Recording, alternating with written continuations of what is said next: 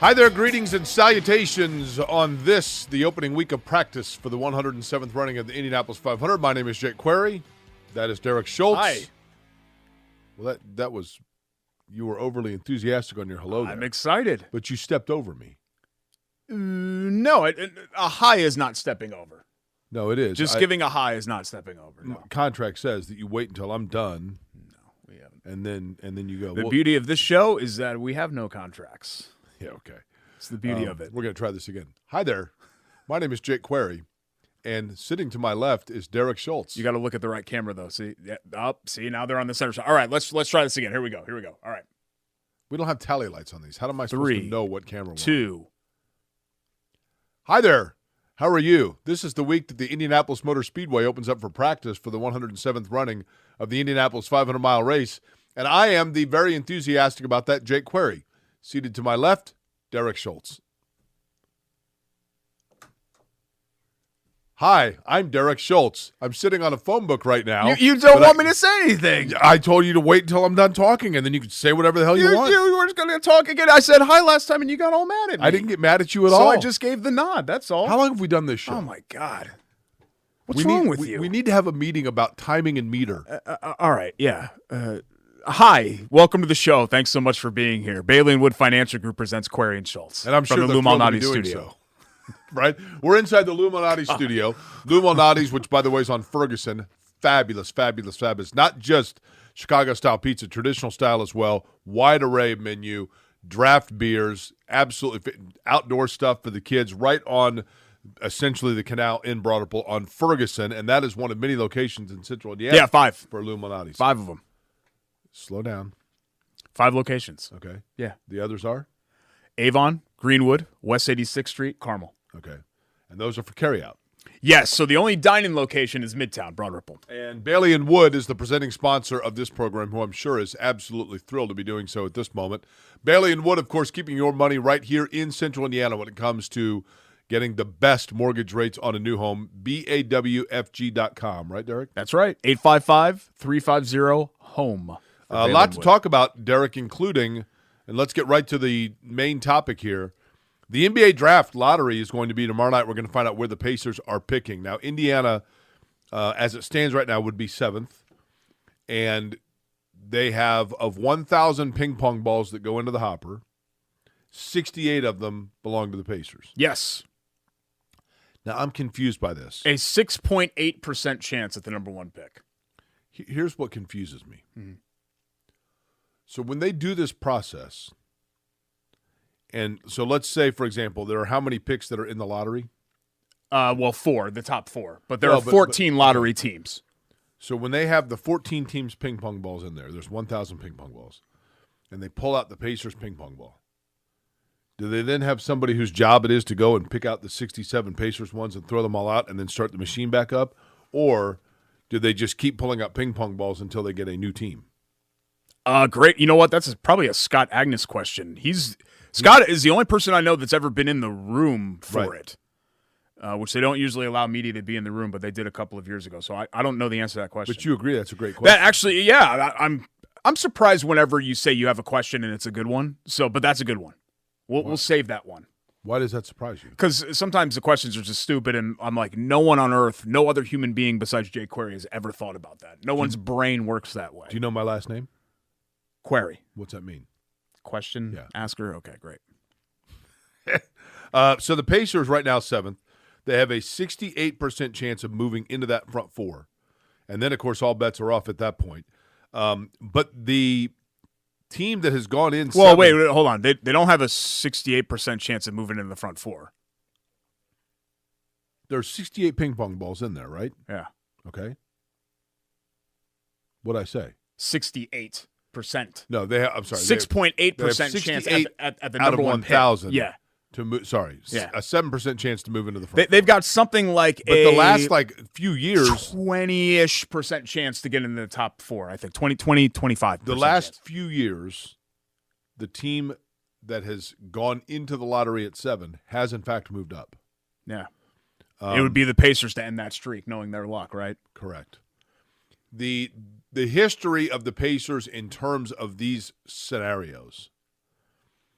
1983, I remember well the coin flip for the number 1 overall pick. Mm-hmm.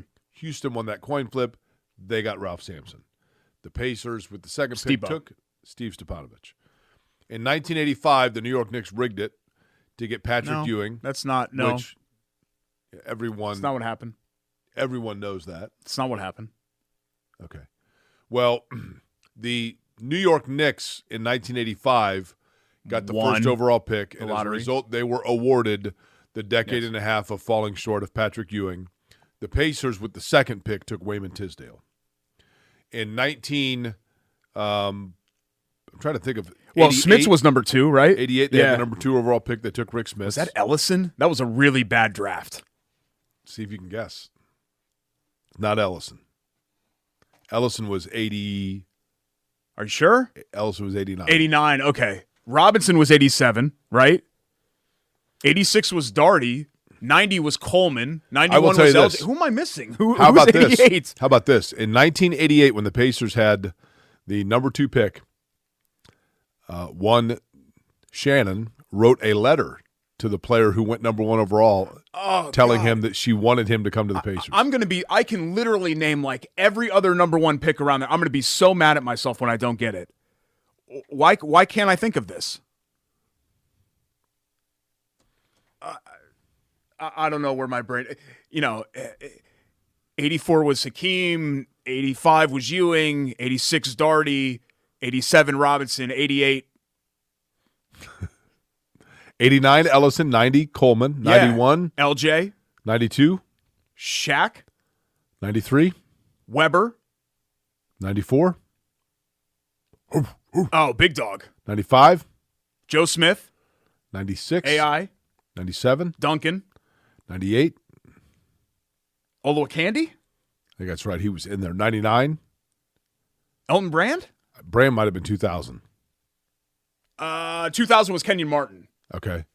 Kenyon Martin, the last 01 was Kwame Brown, right?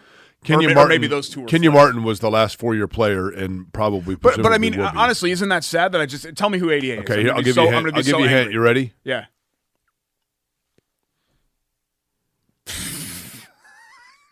What did you just the most famous image of this guy was him. He did like an up and under, which was his patented move.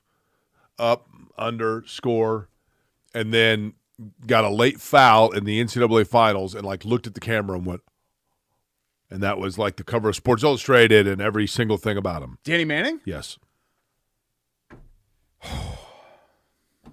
Danny Manning was the 88 number 1. And I thought actually – I apologize to our audience. Pretty good player. For not knowing. Probably injuries hurt him. But a nice NBA player. I thought a better player with Atlanta than with the Clippers, who took him number 1. Yeah. Isn't that funny how you if you asked me the number 1 pick in 2014, I don't even know if I could do it. I looked the other day, and this is the thing about the lottery that I think should give not hesitation, but don't get too caught up in it, okay? If you look at the number 1 overall pick of the last 10 years, very few of them changed the trajectory of the franchise that drafted them. Only 3 in the lottery era have won a title with the team that drafted them. And that was after LeBron had left already. He's one of them. Kyrie is the other one, and Duncan. Yeah. One that's a pretty good player that we don't talk about is Anthony Edwards. Yeah. He's a good player. And he's on the come, too. He is. Big time. And that's a really good pick for Minnesota. But, Karl Anthony Towns. Yeah, Andrew Wiggins, right? I mean Wiggins, who's not even there anymore. Yeah. Anthony Bennett. Ooh, that's a rough example. Andrew Bogut. I know I'm going back a little bit farther, but for that matter, do we know yet whether or not Zion's the deal or not? Yeah, good question. If you had a redraft of that class, would Garland go number 1 just because he's not going to get suspended or hurt? Yeah, right. Right. Because that's the problem with Williamson has been, and Garland's a good player, getting hurt and the commitment, I guess, and with Ja, it's just been he's all over the place. How about this draft or this trivia question I came up with today? And if you heard it on the radio, confess. Okay. If you didn't, I didn't listen to the show today. Okay. I had a Purdue thing. Of the number 1 overall selections in the NBA draft, which has the highest scoring average as a rookie? Big Dog's way up there, I bet. Wasn't Big Dog a 20-point per game scorer every year of the top two? Both have Indiana ties of all time. Mm-hmm. Big Dog and number one picks, number one overall. Number one overall pick. Ken Benson. Walt Bellamy. Bingo. Yeah, okay. 31.6. Wow. That's he averaged incredible. 31.6 and 19 boards a game. Second, Big Dog, right? No. Sorry. I thought you were insinuating that Second Robinson was the 30.5. Big Dog was 20.4. Oh, gotcha. Second, Oscar Robertson. Yeah. 30.5. That era makes sense. Kent You're Benson. You're not going to see anybody come in and average 30 Kent anymore. Benson, as a rookie, in game one, gave a elbow to Kareem right in the jewels, right? Kareem didn't like that. Yeah. And then punched Benson and knocked his career out of him. It's still really cool to say that you got lit up by Kareem, like physically. I'm surprised Benson hasn't tried to market that yet. Like, I just think of all the cool things, like Marlon Jackson gets to say that he picked off Tom Brady, but if we're talking about like sports things that have nothing to do with like on the field, like would you let? I mean, it would hurt, but it would probably ultimately be worth it because then you could say that you let this happen. Like, wouldn't you let Michael Jordan just punch you in the face once just to say that you got punched in the face by Michael Jordan? No. Like you could tell people that? Mike Tyson. He'd die though. Like, with Jordan, I could probably absorb the blow. With Tyson, forget it. Now, is this Jordan as a bull or a wizard? Because he probably can't land the punch if it's the second. Yeah, right? that's a good point. As a bull, like prime Jordan, peak MJ, like 1993 Michael Jordan, I would let punch me in the face just to say that I got punched in the face by Michael Jordan. I think Jordan's prime was like 90. He was so good that second run too, though. Like 96. Yeah, but he really was. At the three-peat, what made the retirement so shocking was that really was his apex. I mean, he was coming off the three-peat. Right. He had won a bunch of MVPs. Well, he was suspended, Derek. The conspiracy theory there. I'm just telling you. Let's steer it back. I didn't expect this. I love going down the NBA draft lottery rabbit hole. NBA Finals now, 4 teams left, and it's the same 4 as the bubble, right? Let me just steer it back here real quick. I want to do the pick-by-pick chances for the Pacers, just so people know. So, do you know what pick they actually have the highest percentage odds of getting? They're 7th. 5th. No, but close. Actually, no, they can't get the 5th pick. Why would you bring this up 8th. if that's not? But they're slotted at 7, right? Yeah, but they have a 35.6% chance at 8th. That means the percentage likelihood is that at least one team will hop in front of them into the top 4, and then somebody else would have to shift back. Okay. 7th pick next at 19.7%. 9th pick at 13.8%, God forbid. 4th pick, 7.9. 3rd pick, 7.5. 2nd, 7.1. 1st, 6.8. 10th, 1.4. And they technically have a 0.67% chance at the 11th pick. I'm going to say they go 9th. I think they're going top 3. The one advantage to them is this. This is a draft with 3 3 really good players. Wembanyama, Scoot Henderson, and Brandon Miller. Brandon Miller fits exactly what they need. Exactly what they need. I do think that the Pacers are in position, Derek. There are a lot of teams that no matter where they're drafting, they're going to take best player available. Mm-hmm. I think Indiana is in a position where they're pretty good at a lot of. I mean, they already have Mather, they already have Halliburton, they already, for that matter, Buddy Hield. I think they can go not best player available, but best wing. Yeah, and so that's what they're going to do, and I think that they're going to get a really good player for them because a really good wing might be there, but he's behind Scoot Henderson or he's behind Wembanyama, he's behind even Brandon Miller, who is a really good wing and probably the best wing. But I think they're going to get what they need. Maybe not the first player of what they need, but at the very least, I think they'll get the second best wing in the draft. I just feel like it's time for things have been started to trend fortune and luck-wise the Pacers' way. Right. And this would continue that they hop into the top 3 somehow here. I had a dream about it too. A lot of times I have dreams about sports things and they don't end up happening, or Like life what? things that don't end up happening. Like what? Just all kinds of stuff. Katie Koleski? No, I don't want to get into like that area of dreams that I sometimes have. But I sometimes have sports dreams. Knicks winning it. I have had that, but I had a dream once that they beat the Pacers, and that's not even possible. They can't play each other in the finals. So like it's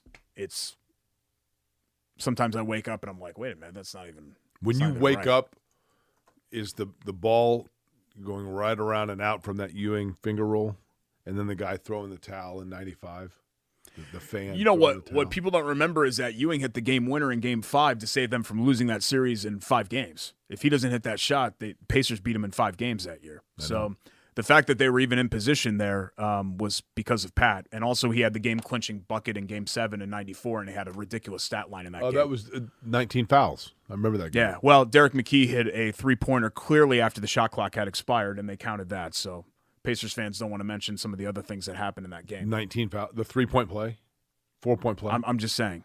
The 4-point play, you have to admit, was a terrible call. No, I mean, he got him on the arm, for sure. It was definitely a foul. The continuation was a little bit late. I don't think it's the most egregious call in NBA history, but, you know, Antonio Davis had a lot of stuff not get called on him over the careers. He's a very physical, you venture to say maybe even a dirty player. That was the difference between the Pacers and the Knicks. Pacers had, like, enforcer guys that were just out there to kind of be, like, almost hired goons, and the Knicks played more of a pure style of basketball and didn't really get in. They didn't muck things up. Like Anthony Mason, Charles Oakley, John Starks, they weren't like muck-uppers. They were out there to execute and play fundamental basketball. Well, Starks did that well in Game 7 of the NBA Finals. Yeah, he did. In Game 6 of that conference finals, he came to MSA in an elimination game and dropped 25 in the biggest game to date in Pacers NBA history. So Starks had some good moments as well. The biggest game in Pacers NBA history. 1994 Game 6 was the biggest game to date at that time in Pacers history. Reggie was coming off the 25-point fourth quarter. To date at the time, yes. not since. Okay. And they had a chance to go to the NBA Finals, and Starks dropped 25, and Reggie missed from free throws late. And they ended For those of you watching who are from Indiana and enjoy the Pacers, there are at least one of the two of us that have your back here. And I just said they're going to go in the top 3. The NBA Conference Finals, Derek. There's a lot going on in the NBA that's interesting. Monty Williams is out in Phoenix. That's these coaches get fired all the time. Kevin Durant, another coach killer, right? Yeah, I guess. Kevin Durant's entering into just get out of here, right? Yeah, but unlike Harden and Embiid, at least he has the hardware. You know, he's won, and he was the best player on a championship team. No, you're right. So I think that goes a long way for Durant, but every decision that Durant has made from those Warriors titles seemingly has been the wrong one. Right? Some of it is beyond his control. I fully believe, Jake, that if his foot was half an inch smaller in that Bucks Nets series from 21, the Nets go on to win the whole thing that year. So some of it's just kind of bad luck, but yeah, I think Durant's run into some of that. You know, when you team hop like that, remember Barkley did it late in his career and he kept flaming out.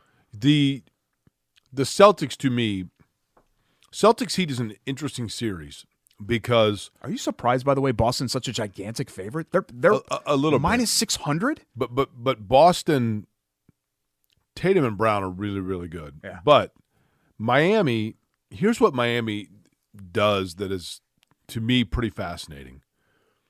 Eric Spoelstra is probably the best coach right now in the NBA, honestly. And Miami has 3 different ways they can play. They can go through Jimmy Butler and ride him in games. They can run their offense through Bam Adebayo and play that way. Or they can move the ball around the perimeter and get good outside shooting from their role players like Gabe Vincent, Max Strus, Duncan Robinson. Okay? Their ability to be flexible in how they want to play is why they keep winning these series, Derek, because they're not a great – individually, their talent is not overwhelming, but they play so well together and they can play in so many different ways that it's really difficult to figure out how to guard them in a 7-game series because they can counter what you're doing and they can alter themselves. That's why they're still here. Now, is that going to be enough to overcome Jason Tatum in a 50-point night? Probably not. Yeah, the talent gap. Right. Yeah, it's a great way to put it.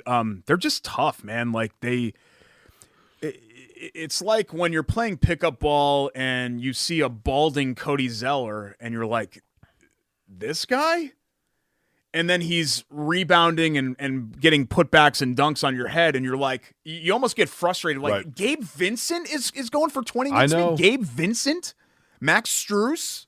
Come on, man. Like Kyle Lowry, they have some guys that have a track record a little bit, but some of those guys, I think the Knicks just got frustrated by the fact that they didn't know how to stop them. Right. They made every big shot. They made every big play. They were in control seemingly of just about every game, even the games they lost at times. Miami was in control of, certainly in the Bucks series and in the Knicks series as well. I get the Celtics have the best player and they have the better team on paper. I just 85% chance in Vegas to win the series seems like a lot to me. What about Denver, LA? I mean, that you look at it and you go, you don't give Denver enough credit. They're really good. No, you don't. And you don't give LA enough credit either. But I said last week, and I'm going to stand by it, LeBron James still has enough basketball in him that in a one-game situation, if you got to put it on him, he can deliver for you. I don't know that you can ride him for an entire series. They've got to go through Anthony Davis. Yeah. I mean, LeBron just did it in Game 6, right? That was a vintage LeBron game. Right. So what I'm saying is, if AD cannot go, if you can't go through that, LeBron can step in on a game-by-game basis, but you can't ride him for an entire series and expect for him to do that every game because he's 38 years old. Mm-hmm. Pretty remarkable, though. And it's about the ancillary pieces for LA. When you get good performances from Reeves and Hachimura and some of those other guys, that changes the whole dynamic for them because you kind of know, I think for the most part, even an off LeBron game is 20 points probably, I know.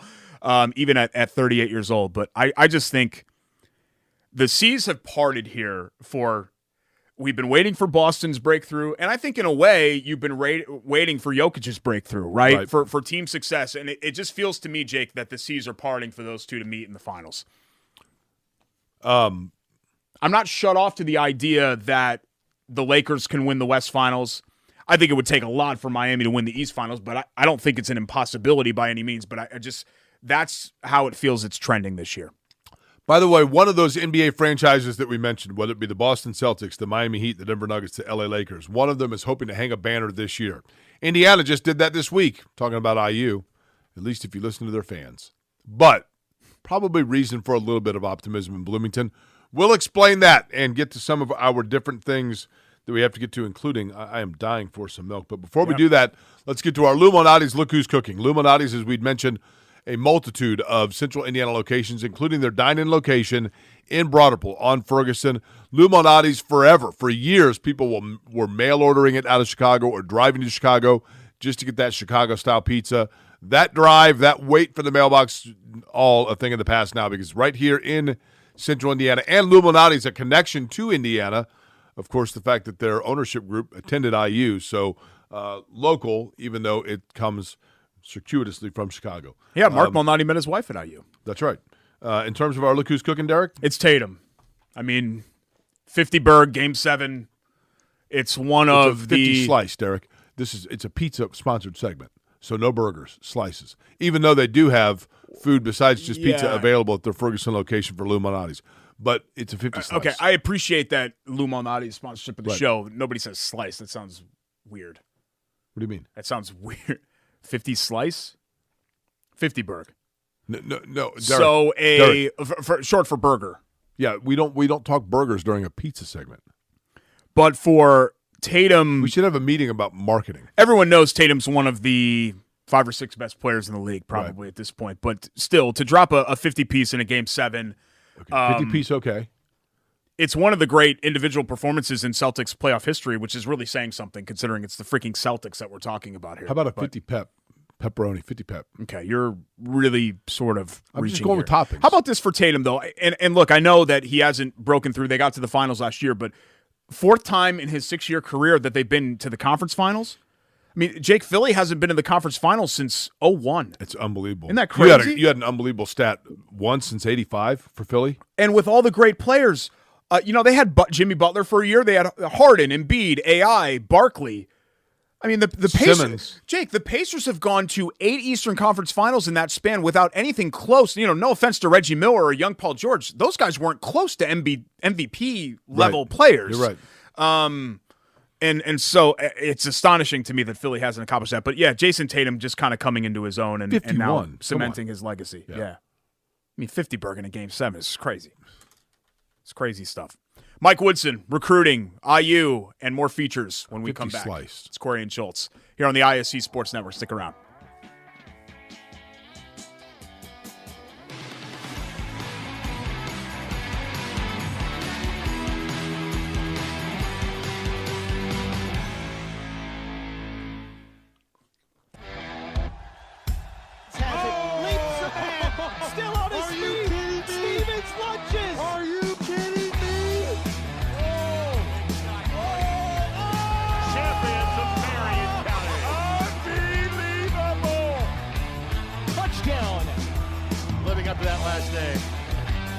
Has the lead for the first time today. So that was going to be a highlight reel. Oh, baby. Yeah, you can celebrate after that.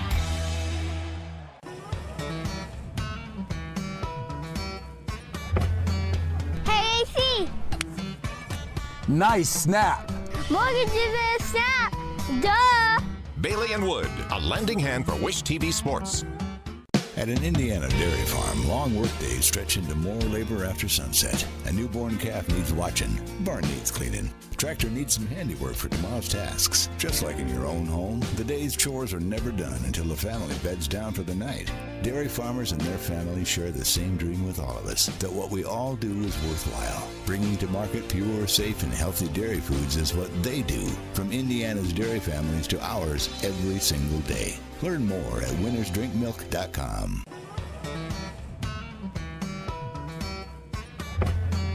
Hey, AC.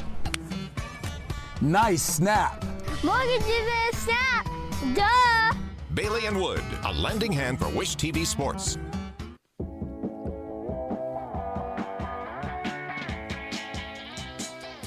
Welcome back. Query and Schultz, ISC Sports Network, alongside Jay Query. I'm Derek Schultz. Thanks so much for joining us, whether you're supposed watching to wait until I was done eating. on Twitter, on YouTube, podcast form, so you can't even see us right now, maybe. Where else are we? Twitch. I was all excited about the Twitch channel for like 5 minutes, and then Twitch is still really niche. Like it's very much like a kind of a gamer Just niche. website. Twitch is niche. Niche. No, Twitch is niche. It rhymes. But the proper way to say it is niche. No. IndyCars is a niche sport. Niche. It's kind of like, do you want to sound educated or do you want to sound like, I'm Jake Query, I live on Washington Boulevard? Like, do you want to sound smart or do you want to sound like I just did? It's kind of like this show. Like, not only do we talk about sports topics, we talk about issues and things like that that are affecting the local community. Like, I don't say issues. Yeah, let's talk about some issues here. It's issues. Because it makes you sound more intelligent. You're a college grad now, so I'm trying to impart some wisdom to you. I mean, I've been a college grad now for 18 years, so I'm trying to kind of impart some wisdom of those 18 years and experience on you. It's the highest semester GPA you received. Luckily, no one will ever know. That's my answer. Well, you're not kidding. So I got a 4.0, and then in totality, in my return, finished with a 3.79. And Oh, wow. And I'm like, I don't like. How does anybody know that? My first semester freshman Like year. literally, the last semesters that I took, Derek, I took these classes. It's online. Yeah, like- and I've got like this portal where you can see your grades, and then They're from like 1990, right? well, no, I'm talking about the current semester. Oh, okay. When I finished the current semester, so I've got this thing called a Canvas on when you're taking it online, and each class it says grades, and you can see your grade, and then the semester ends, and like you never get anything that's like, okay, this is now official and turned in. You're just like, I guess that's what they turned in for me was an A or a B, and you don't get a report card. I just know that they said, well, you're eligible for graduation. And I'm like, okay. That's a little weird. Yeah. I think to get your original transcript, you have to pay IU, don't you? Like from way back? That's what I thought. Yeah.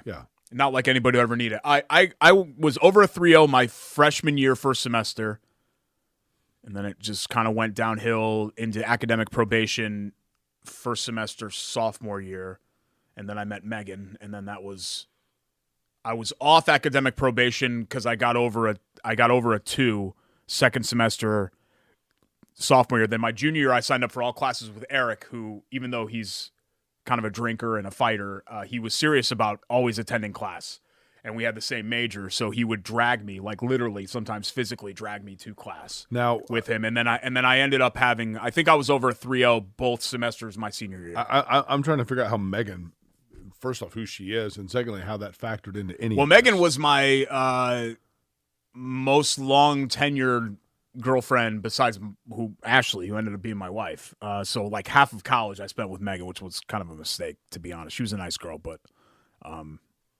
don't know. Do you ever look her up, see what she's up to? Yeah, she's in Philly.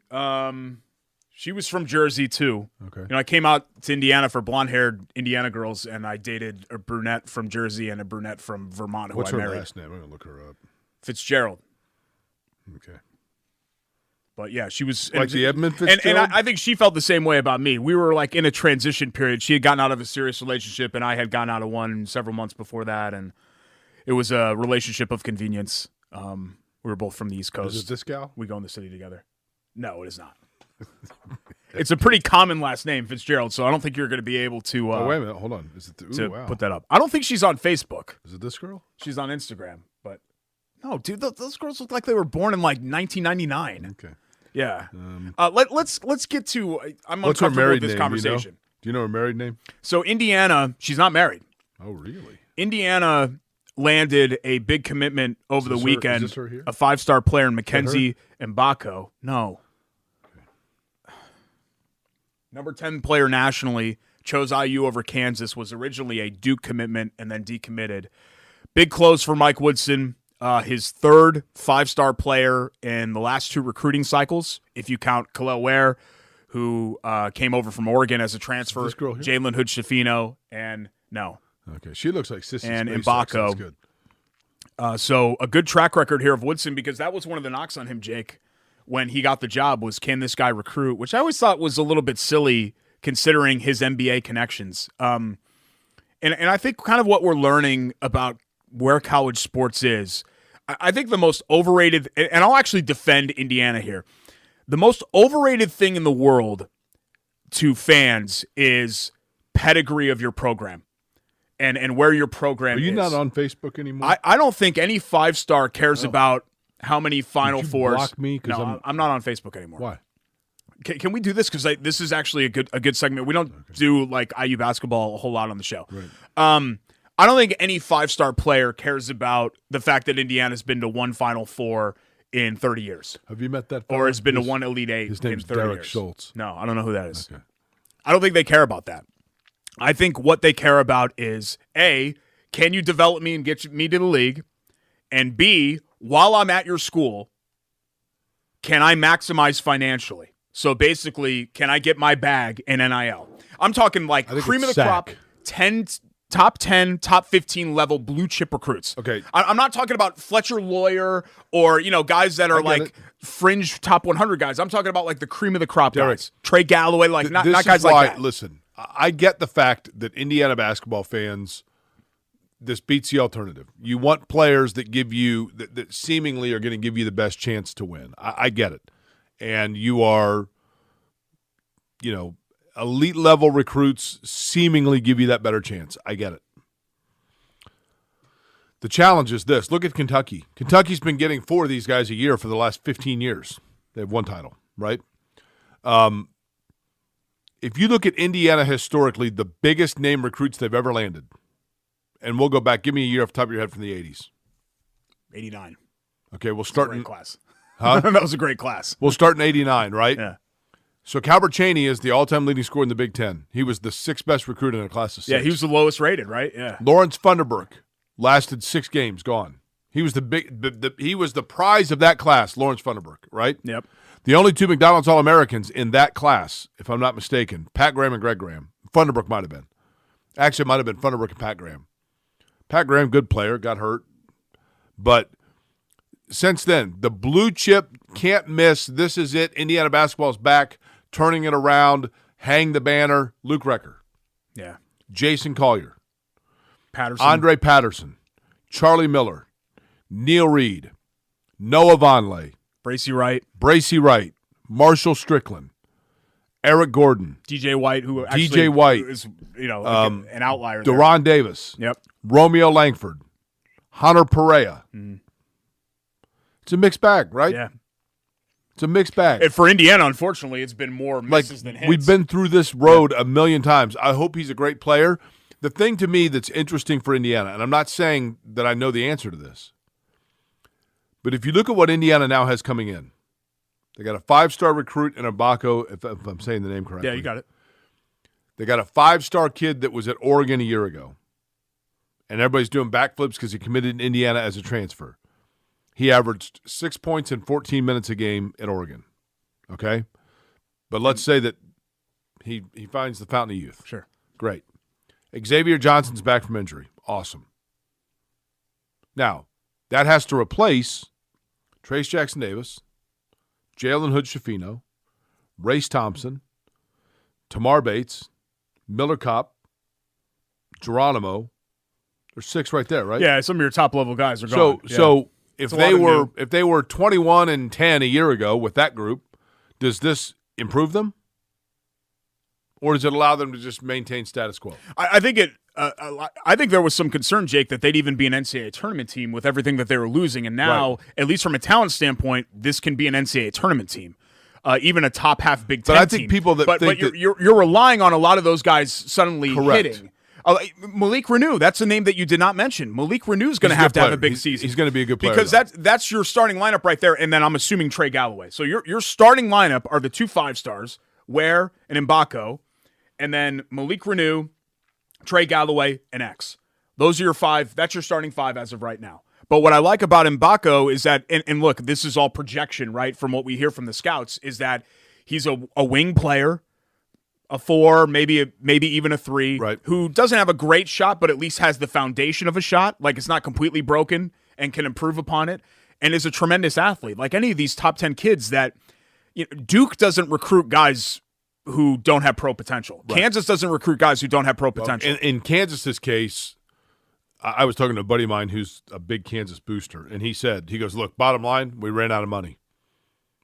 Hunter Dickinson got all our NIL money, and there's nothing we could do. I think that's fair to say, because Indiana was kind of on the periphery of this, and then they jumped in, and then it was still assumed Kansas. Then suddenly he surprised a lot of people by choosing Indiana, but it hit the 2 boxes for me. The 2 things that these kids care about: 1, can you get me to the league? Can you develop me? Mike Woodson had Carmelo Anthony on the phone talking to this kid, so check. And 2, NIL bag, and that's one thing that Indiana has gotten right. Kids say sack. Indiana may not be able to stack up anymore pedigree-wise with Kansas, Kentucky, and Duke, but they can sure pony up cash when they can. And people don't want to admit that, right? The fans are saying, see, he chose because of the Assembly Hall atmosphere. Baloney. He didn't choose because of Assembly Hall. Right. He chose because, A, he can get to the league with Woodson, and B, they got him the bag. And there's nothing wrong with that. If you look it up, like, it's sack. It's get me my sack. Yeah, okay. That word kind of makes me uncomfortable. Understood. I'm understood, but I'm just telling you what the kids say. Okay. I don't know if they say that way. Okay. Time for our Hoagie and Hero of the Week. I already took a bite. I'm sorry. I did too. Brought to you by our friends at Hoagies and Hops, 42nd and Boulevard. HoagiesandHops.com for catering as well. This is the best sandwich in Indianapolis. That's what made you say it that time? Best sandwich in Indy, in town. The Hog Island. Oh, creme de la creme for Christina and her menu. It's just an Italian, right? But it's so much more than just that.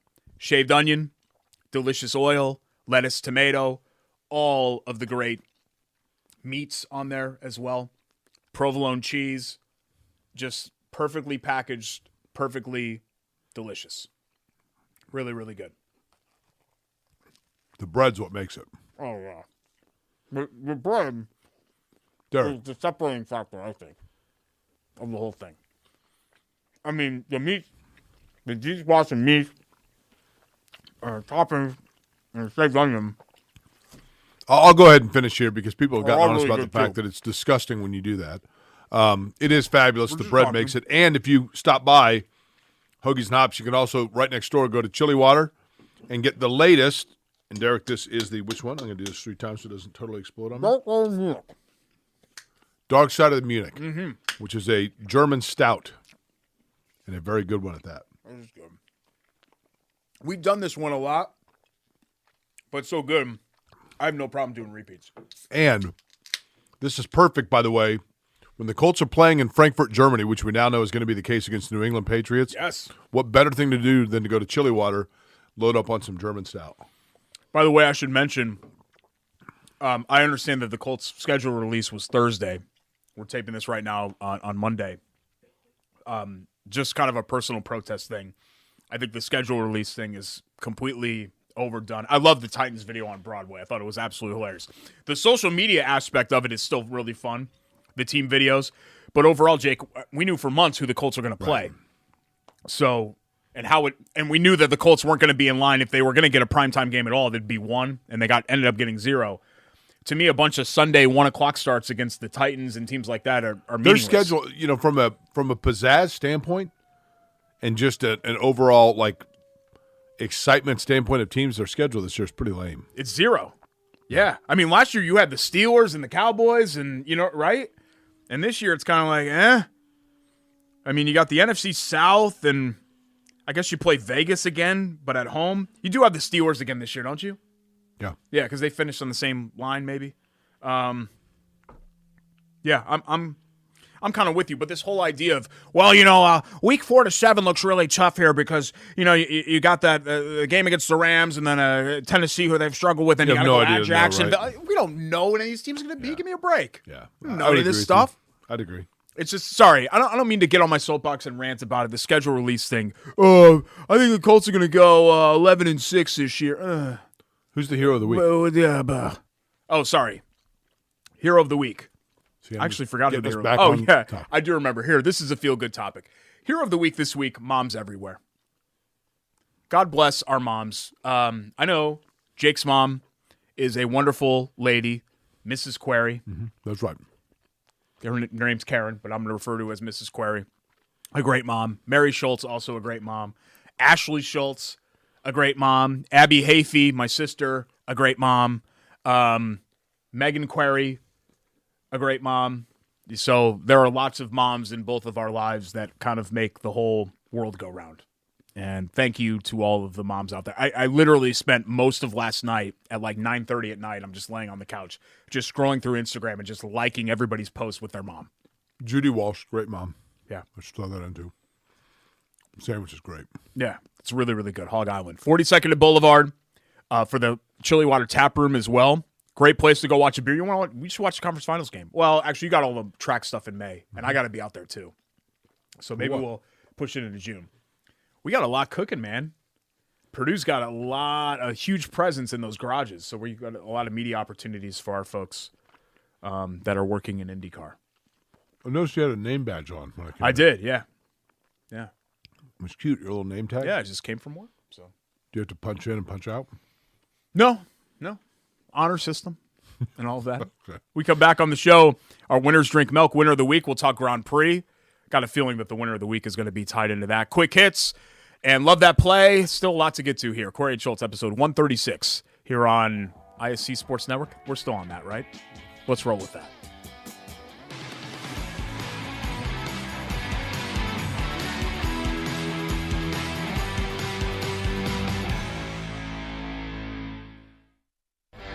Ball here. Harris scores.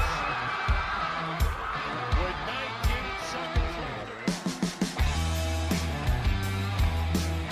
Fake players, big boy. I'm telling you right now, that's awesome. I love it. Oh! That's the finish.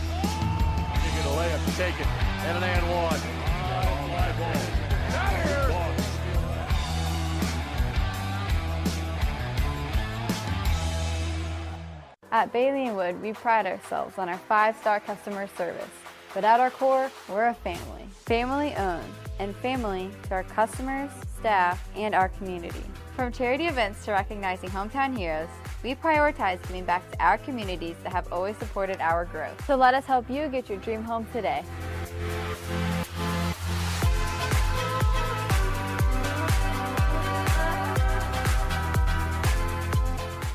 At an Indiana dairy farm, long workdays stretch into more labor after sunset. A newborn calf needs watching, barn needs cleaning. Tractor needs some handiwork for tomorrow's tasks. Just like in your own home, the day's chores are never done until the family beds down for the night.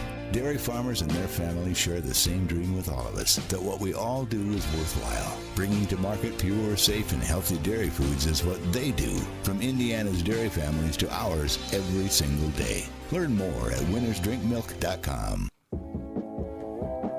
Hi, welcome back. We're in Schultz, presented by Bailey & Wood Financial Group here on the ISC Sports Network. Thanks to all our great sponsors. You see a lot of the swag up here, and a lot of these have features. We should mention them all right now, Derek. Yeah, Blue Malnati's. Yep. Bailey & Wood. Yep. Chateau Kitchens. Yep. Love Heating and Air Conditioning. Yep. Hoagies and Hops. Yep. And, of course, the American Dairy Association of Indiana. Yeah, and Chili Water Tap Room. Chili Water. This is ADA. This is their time of year. It is, and it's time for our Winners Drink Milk Winner of the Week, so that's a great segue, Jake. It was a little bit of a bummer because... You know, this chocolate milk, Derek, has as much vitamin A as... 10 cups of spinach. Correct. It has as much protein as... 2 hard-boiled eggs. And it has as much potassium Banana. as... Excellent post-workout beverage, chocolate milk to help you refuel. It might be, and during the Indianapolis 500, folks, the greatest tradition of all sports, you know that the winner is going to, of course, drink an ice-cold bottle of milk to signify their win in the Indianapolis 500, the greatest tradition in sports. We're going to talk, I think, to the dairy farmers next week, right? We are, yeah. Excited about that. Grand Prix, remember last year with the weather situation, you didn't know when the skies were going to open up. It was crazy. Right. So it was messy, but there was a lot of action. This past weekend's GMR Grand Prix didn't have a lot of action, I guess, unless you were really into, Lundgaard trying to make the podium over, Rossi and that battle. But Alex Palou just checked out. Checked out about halfway through the race and wasn't touched. And he's risen to the top of the point standings now, a very crowded race for the championship through 5 races.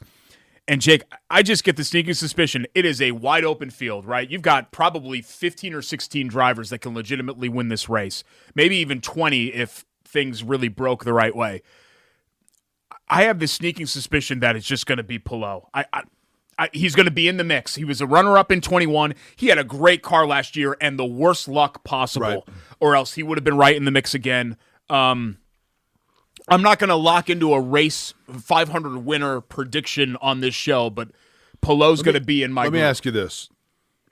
He's so good. For the Indy 500, and by the way, Alex Palou is our Winners Drink Milk winner Yeah. of the week for his dominant performance in the GMR Grand Prix. So Alex Palou of Spain, here we go. Now here's my question, Derek. In the history of the Indy 500, in the media guide, it lists all of the birthplaces of winners. In this year's field, if I gave you $100 and you have to place it on on a group, you can either you bet $100, and if the winner of the 500 is the first winner to be born in their respective country, then you're going to get $250. Okay? If you pick the rest of the field and that driver wins, you get $175. No one's ever won from Spain? No one's ever won from Spain. No one's ever won Wow. from Mexico. No one's ever won from New Zealand by birth. Scott Dixon, born in Australia. Yeah, that's right. No one's ever won born in Switzerland. Romain Grosjean. Yeah. No one's ever won born in Denmark. Christian Lundgaard. Mm-hmm. And no one has ever won born in Argentina. Augustin Canapino.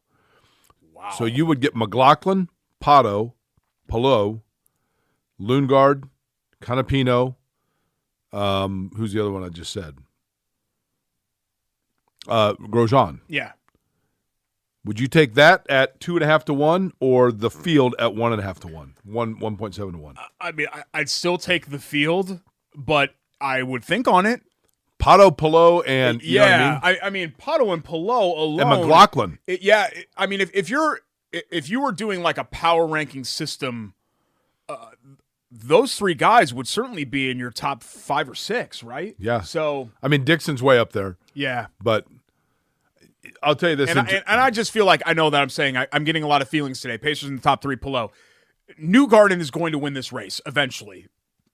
I don't know when it's going to happen. He's going to win this race. He will. He's going to win the Indy 500. He has now had more starts under Roger Penske than anyone to have not won it. Wow, really? Yes. So he passed Power then? Well, Power's won it. I'm saying. But I thought you meant before he's without won it, ever having won it. Okay, gotcha. Yeah. Because Power, it took what, 9, 10 starts? That might be right. Yeah. And I kept picking him every year, and then the year I last didn't year pick he him, surpassed Briscoe. Okay. Interesting. Yeah. I can't believe with the history of racing that and just athletics in general that you've had in Spain, it's shocking to me that you don't.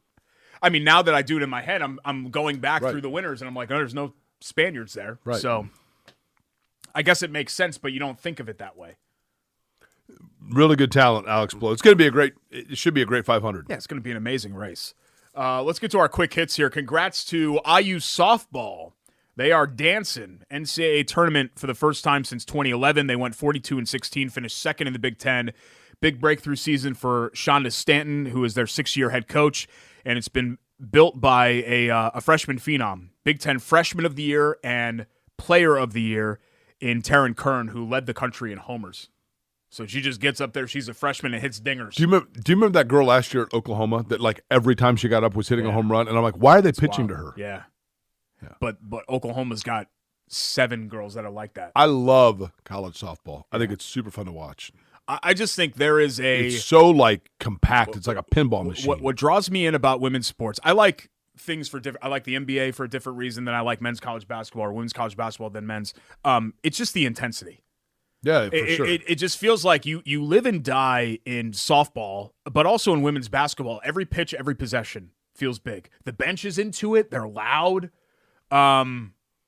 They get after one another. They're competitive. They just have it turned up to a level that the men. I don't get that from men's. Not that men's basketball isn't intense or baseball can't be intense, but I just don't. I don't feel it like I do with women's sports. So congrats to IU softball. Former baseball/football star. Did you hear this about Bo Jackson? Yeah. Feel bad for Bo. He's underwent a procedure to stop chronic hiccups. He has suffered from hiccups since July of last year, appearing on a sports radio show in Birmingham, one of Jake's favorite and most underrated places. Jackson disclosed the medical phenomenon while explaining his absence from a Frank Thomas statue unveil. They both went to Auburn, obviously. The 6-year-old Jackson said doctors have been unable to diagnose a clear cause for the condition, and traditional remedies have not worked. This quote from Jackson, quote, "I've done everything. Scare me, hang upside down, drink water, smell the ass of a porcupine. It doesn't work." Oh, sorry, I just cursed there. I didn't realize the quote had a curse in there. You know what actually he said? What? He said, "I've tried everything. Oh, Hang upside down." Given the reverence you have for this man, is that really what you want to? Would you say that to his he face? Is, no. Of your favorite athletes in your life, he's probably non-IU basketball division, he's probably right? He's number one. Yeah. I mean, I just think the guy is. No, I love everything about Bo Jackson. That's got to be difficult. I don't know what would cause that. Hiccups, by the way, muscle spasm of the diaphragm. Yeah, that's right. It's impossible to explain how big of a deal he was. I think sports fans, if you're 20 years old, you've been spoiled by the athleticism that you see in this era. In 1987, for him to be doing what he was doing, or 1989, it was like nothing else that you had ever seen before. It was unreal. Finally, rounding out our quick hits for the 38th straight year. You know what's happening in the NHL? 38th straight year. Yes, I do. 30th straight year. What? I do. Tell me. The last time there was the chance this wasn't going to happen was the same franchise. The Montreal Canadiens had a chance to win the Cup, I think, like 5 years ago. But it will be, since 1993, the Montreal Canadiens, the last Canadian to win the Stanley Cup. So you've had that, and that ended up happening with Edmonton's elimination over the weekend in the conference semifinals. Last Canadian champ, as Jake astutely pointed out, Montreal in 93. 6 Canadian teams have lost in the Stanley Cup final in that span. All of the Canadian teams have made it except for 2, and one of them is a technicality in that span. Okay, you want to guess them? So here are your Canadian teams. Yeah. Do you want me to go west to east or east to west? Just do it, yeah. Well, you tell me. Be less worried. Start in the yeah, center west and go to this east. way? Go ahead. West to east? Yeah. Vancouver Canucks. Yep. Edmonton Oilers. Yep. Winnipeg Jets. Yep. Toronto Maple Leafs. Yep. Ottawa Senators. Yep. I believe that's it. There should be 7. Hold on. Vancouver Canucks. Yep. Edmonton Oilers. Yep. Winnipeg Jets. Yep. Toronto Maple Leafs. Yep. Ottawa Senators. Ottawa Senators. Calgary Flames. Oh, how could I forget my Flames? That's my Yeah. team. So I'm missing 1. I think there's a 7th, but now I'm spacing on who the 7th would be. Oh, Montreal, who we just mentioned. Montreal Canadiens, yeah. So of those, only 2 have not made the final, the Stanley Cup final, And that would in be 30 years. Okay, that would be, hold on. The Canucks went 94 because I Yep. was there. The Flames went, that was the year that I Like declared 08 them. or something. It was, yeah, 05. I declared them as my free agency as a Okay, fan. yeah. Ken King, their GM, called me personally. The Canadians went like 5 years ago. Ottawa played Anaheim one year in a completely off-brand Stanley Cup final. Here we go. Maple Leafs. Yep. Maple Leafs haven't been since like the 1940s or something, I think. Winnipeg. Yeah, they didn't exist for a while though. Winnipeg moved and then ended up coming They moved back. and became what? The Coyotes? I think they were Atlanta, and then Atlanta's lost 2 wait a minute. teams, both to Canada. Who became the Coyotes? The Nordiques, right? No, the Nordiques are the Hurricanes, right? No. Oh, you're right. Yeah. You're right. Yeah. Whalers were the Hurricanes. Whalers are the Hurricanes. The Nordiques are the Avalanche. Oh, is that right? Okay, yeah, maybe you're right. So the Winnipeg Jets became the Coyotes. I thought they became the Atlanta team. Let me see. Actually, now that you mention that may be right. Now they're the Arizona Coyotes, by the way. No, you're right. Winnipeg in 96 became the Phoenix Coyotes.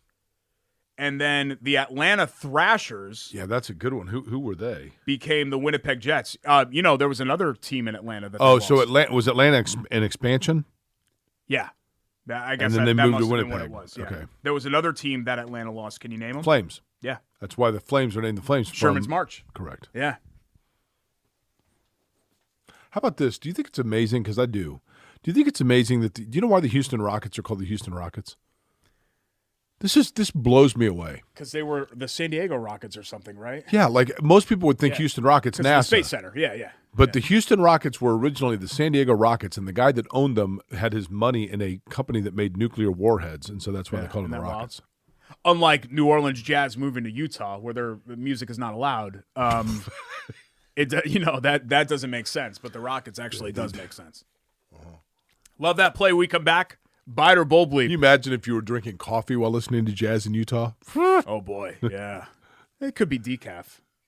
Okay. But if there's one little trace, straight to jail. Straight to jail. We'll come back, wrap up next. Corey Schultz, ISC Sports Network.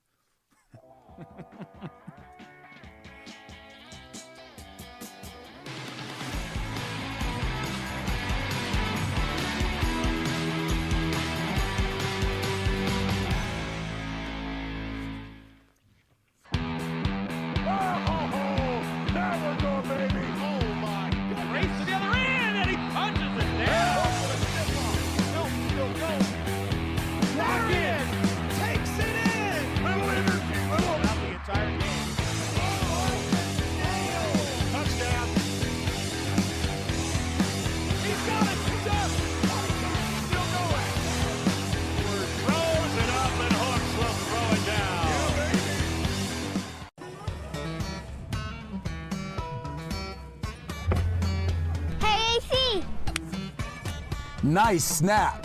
Mortgage is a snap. Duh. Bailey and Wood, a lending hand for Wish TV Sports. At an Indiana dairy farm, long workdays stretch into more labor after sunset. A newborn calf needs watching. Barn needs cleaning. Tractor needs some handiwork for tomorrow's tasks. Just like in your own home, the day's chores are never done until the family beds down for the night. Dairy farmers and their families share the same dream with all of us, that what we all do is worthwhile. Bringing to market pure, safe, and healthy dairy foods is what they do, from Indiana's dairy families to ours every single day. Learn more at winnersdrinkmilk.com.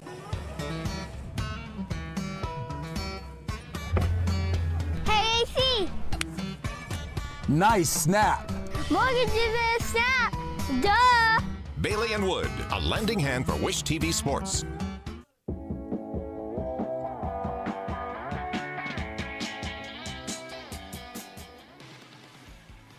I'm eating.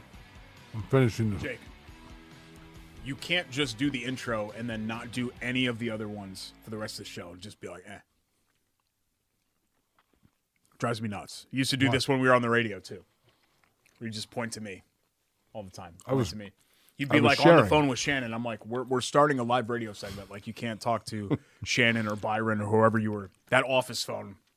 That poor office phone. That got used hours per day in the old WNDE studio, and I don't think anybody's even picked up the handle on that thing. Oh, no, there's no doubt. In however many years since we've been gone. It's actually kind of a shame. Let's get to our Love That Play, brought to you by our friends at Love Heating and Cooling, 353-2141, love-hvac.com. Jake just ran into Chris Love. I did. Where were you? Ale Emporium, Saturday night. Nice. Had dinner with him. It's a great spot. Indy Institution, I guess I should say. I ran into John Love not that long ago as well at an airport, and then I ran into Chris downtown. They're twins, you know. Yeah, no, I know. But you just see the Love brothers around. Really. And you're going to see Love HVAC trucks around That's town, right? You do Since see 1920, they've been in business, and there's a reason why they've been around for over 100 years. It's because of the service that they provide at a great price, and they're reliable. You know, you can call them anytime, 353-2141, love-hvac.com to service your heating or cooling unit. Love-hvac.com, 317-353-2141, bringing you each and every week our Love That Play of the week. For me, Derek, it's going to be actually the play and the smart decision play going back to, because it is the month of May. Chris and John, as a matter of fact, their birthday on May 31st. They will be 50 years old. They were born the day after, I believe it is, that Gordon Johncock won that fateful Indianapolis 500. So we'll keep it in the month of May and racing. Alex Pallou's decision, his team's decision to start out on the softer compound red tires at the beginning of the GMR Grand Prix. And for those that don't know, the softer tires are like they're like your broken-in jeans. If you and I were going to have a race, we were going to run, and you had to wear jeans, and I put on my already broken-in, washed, comfortable jeans, and you put on your tough skins, advantage me early because my jeans are already broken in and ready to go. But then eventually my jeans are going to rip, and now all of a sudden I've got some issues. Your jeans are starting to break in, and in the long run, you're going to be better off. Alex Palou went with the softer, pre-broken-in tires to start the race. They don't last as long, but they give you speed up front, and he immediately was able to get towards the front and then use strategy to hang on there and extend his lead and go on to get the win. It was a smart move, and it was my Love That Play. My jeans feel great, by the way. These are broken in feel. These are actually relatively new, but broken in feel. And they're stretchy. Over here. Oh, sign of getting older. Well, I'm taking cholesterol meds now, so yeah. Family history, and one of the side effects is potential weight gain. So I'm all like self-conscious. Haven't I been telling you this about myself, and I'm self-conscious about it? And you're like, so you and I are we're on the same boat there, brother. You got to take it at night? Yeah. The statin, one pill at night? That's what my wife. It's the generic statin. Yeah. So it's actually free, but yeah, my wife said. For some reason, I don't know if metabolizes is the right word, but your body fights the cholesterol more while you're sleeping. So don't take it in the morning, take it at night. Oh, really? Have you heard that? I don't know. I don't know. That's when I take it. It's at night, though. Okay, yeah. Well, Problem is I don't sleep. Yeah, see, I do. I'm out like a rock. Like, I just do body shut down. I think it's out like a light. Yeah. You sleep like a rock, but you go out like a light. Rocks don't go out. I slept like a light last night. I was just completely out of it. No. You slept like a rock, but you go out like a light. I went. No, I think it's the other way around. I went out. I was out like a rock. Like No. I'm just not even moving. You're out like a light, like. And then I was switches here, but can we turn the lights? And off I went down like a light, and the lights go off, and then you sleep like a rock because you're laying there, you're not moving. but when you wake up, you're Yeah. there. See, that's I the slept lights. like a light. Thank you. The lights there. See, you're out like a light. Slept like it. And then you're sleeping. And See, then it you wake was up. serene. I slept like the lights were. I'm pretty sure I've got that right. Let's get to our Chateau Kitchens buy it or bowl bleep. Chateau Kitchens. When you woke up, did you get in your shower? I assume. We do have the shower pick. No, we're not using the Is shower. that what you're pick. calling for? Is that what Jake wants? Huh? Aha! Look at that. You ask and you shall receive.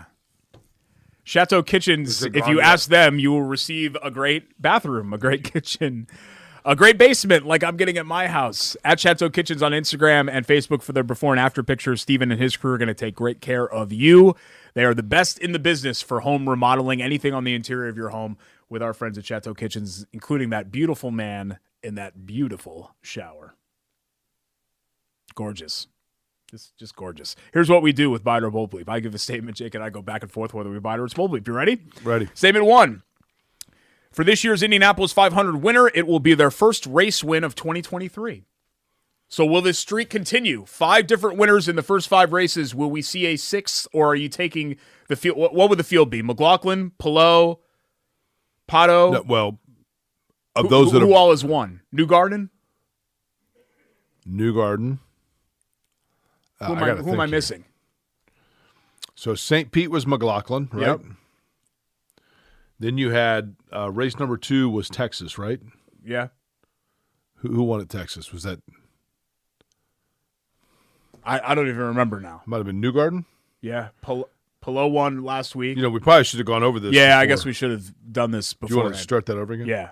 So the winner this year, it will be their first, not their first Indy 500 win necessarily, but their first race win of the 2023 season. Here we go. The winners so far: Pillow, McLaughlin, Kirkwood, Newgarden, Erickson. So you're taking that or the field?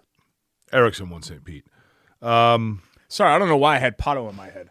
Boy, I'll take the field because I think Pato has a really good chance. Me too. And then Power Dixon. Yeah. Can't rule him out. I think it's Kanan, Rossi. Those aero cars are awfully good, man. It's hard to say no to that group there. I'm going to buy it that we'll make it 6 for 6. 6 races, 6 different winners. Statement 2, NBA teams are way too quick to fire head coaches. Buy it or bowl. Oh, totally buy that. Monty Williams is ridiculous, other than Kevin Durant's coach killer. I'd be more willing to buy it if they didn't get rehired immediately. Like Monty Williams will get rehired next week. Just watch, right? It's so cyclical. It's so incestuous. Right. All these NBA head coaches get like 3. How many teams have Tom Thibodeau coached for God's sake, right? Yeah. So I'm going to say, I buy the premise of the question, but bowl bleep. Final statement: the NBA draft lottery is rigged. Buy it or bowl bleep.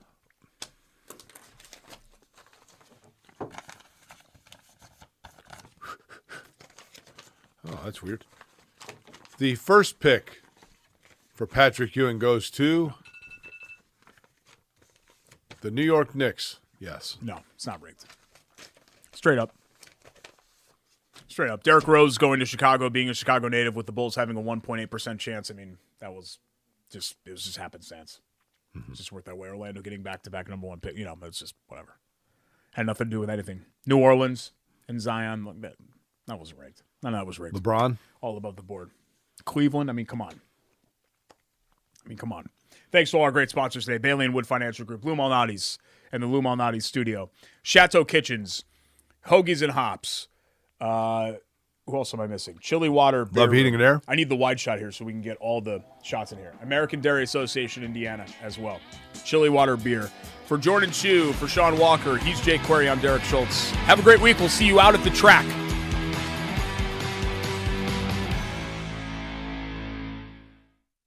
At Bailey & Wood, we pride ourselves on our 5-star customer service. But at our core, we're a family. Family owned, and family to our customers, staff, and our community. From charity events to recognizing hometown heroes, we prioritize giving back to our communities that have always supported our growth. So let us help you get your dream home today.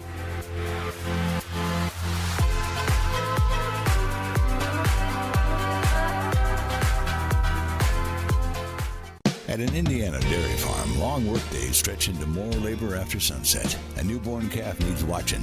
Barn needs cleaning. Tractor needs some handiwork for tomorrow's tasks. Just like in your own home, the day's chores are never done until the family beds down for the night.